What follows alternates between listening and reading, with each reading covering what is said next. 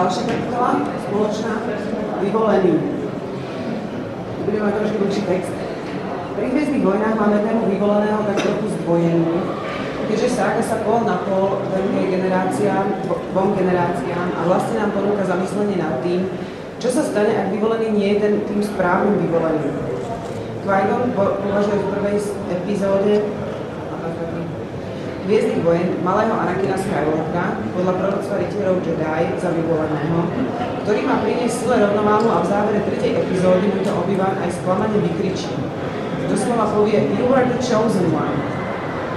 Ako vieme, neskôr sa ukáže, že vyvolením je Anakinov syn Luke, tiež Skywalker, osudom predurčený poraziť najmocnejšieho Sitha a obnoviť prosperitu Jediov. Plus je tu zaciklený fatalizmus náhody a predurčenia. Keby Qui-Gon nebol počul prvého vyvoleného a nepodrobil ho tréningu, nestal by sa tým, čím sa stal, ale nemal by ani syna, ktorý by sa stal druhým vyvoleným a tak ďalej. To necháme teraz tak, na samostatnú prednášku. Doslovne ako The Chosen One, čiže vyvolený, je veľmi skoro aj často označovaný aj Harry Potter. Ako The One je zase označovaný aj Neo z Matrixu, ale o jeho rodičoch nič neviem, takže s tým sa zaoberať nebudeme. Froda síce týmto triviálnym spojením nikto nepomenoval, ale ako The Ring Bearer je de facto takisto The Chosen One, o tom nie je pochyb. Pointou je okrem zhodného pomenovania aj fakt, že vo všetkých troch prípadoch je pôvodne obyčajný mladý muž, vlastne ešte chlapec, vežbou či vyššou mocou poverený niesť bremeno a vykonať úlohu, ktorá by svojím významom a náročnosťou bola vhodnejšia pre skúsených bojovníkov. Tento motív máme aj u nás v rozprávkach o Hlupom Janovi a opakuje sa tiež už stáročia. Ale osud, autor alebo jednoducho rozprávkový archetyp o tom, že hoci kto dokáže hocičo a dokáže to lepšie ako profesionáli, mu určil, že to musí byť práve on. Malorolník Frodo, naivný, nevinný, dobrosrdečný chlapček Harry. Jeho okolie si je toho dobre vedomé a preto mu dáva významné pomenovania začínajúce určitým členom The Ring Bearer, The Chosen One, The Boy, Who Lived.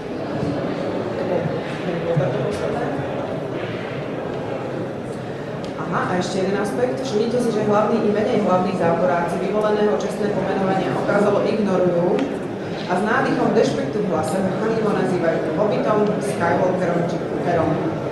Nasledujú 3 ukážky, a tí, ktorými bude treba aj prehodiť kostýmy.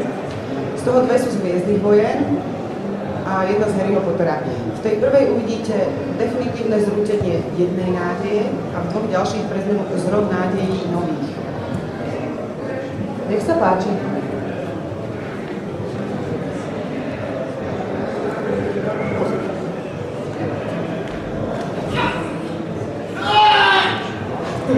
Ty si bol vyvolený.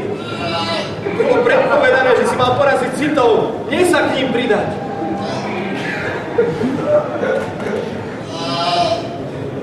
Mal si zničiť temnú stranu sily.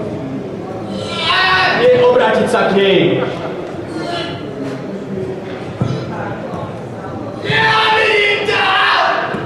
Bol si mi ako brat Anakin.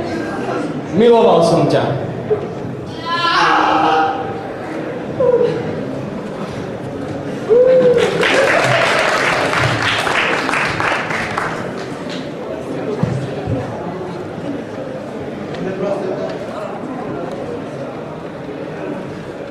Takže to bolo zrútenie jednej nádeje, dosť definitívne.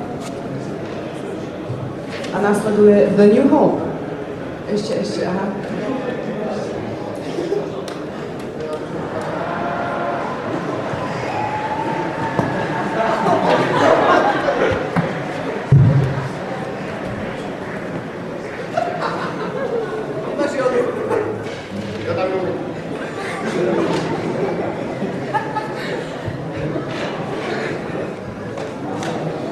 Musíme ich schovať niekam, kde ich Sithovia nevycítia. Rozdelený. Musia oni byť.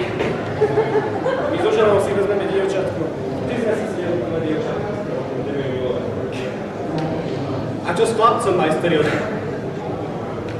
Na Tatooine. Jeho rodine pošlite.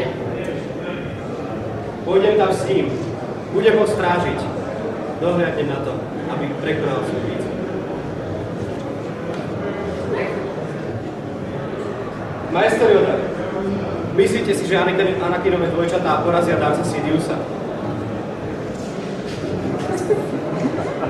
Mocná sila Skywalkerovej línii. Musíme dúfať. Hotovo je.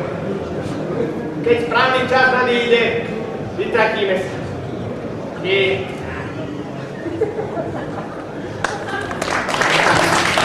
Keď sa nám veci prepočí, tak bude nasledovať ešte kratolinný dialog medzi profesorkou McGonagallovou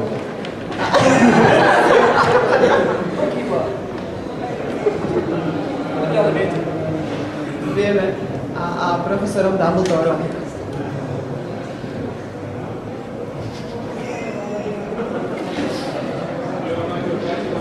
Ten chlapec bude slávny, Dumbledore. Každé dieťa bude poznať jeho meno. Presne tak. A preto bude oveľa lepšie. Bude vyrastať do toho všetkého, pokiaľ nebude pripravený.